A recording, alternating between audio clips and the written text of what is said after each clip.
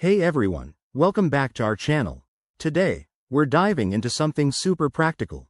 How to open an EastWest Bank account in 2025. Whether you're a student, a young professional, or just looking to switch banks, this step-by-step guide will make the process a breeze. By the end of this video, you'll have all the info you need to get started quickly and securely.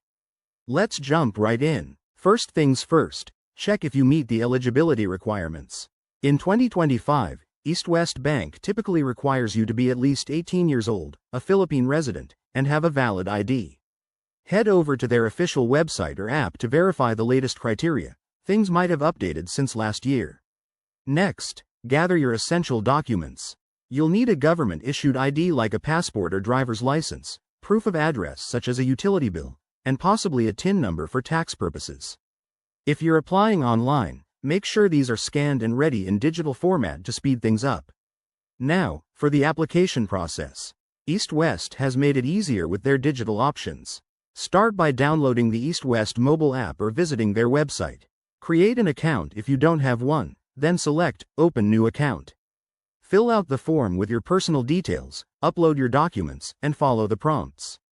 If you prefer the traditional route, visit a nearby branch. Just book an appointment online to avoid waiting. After submitting your application, you'll go through verification. This usually involves a quick video call or email confirmation to ensure everything checks out. Once approved, which can take 1 to 3 business days, you'll receive your account details via email or the app. Finally, activate your new account. Log in, set up your PIN or biometrics for security, and explore features like mobile banking or digital wallets.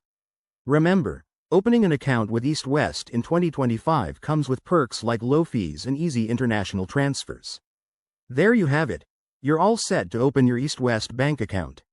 If you found this helpful, give it a thumbs up and subscribe for more finance tips.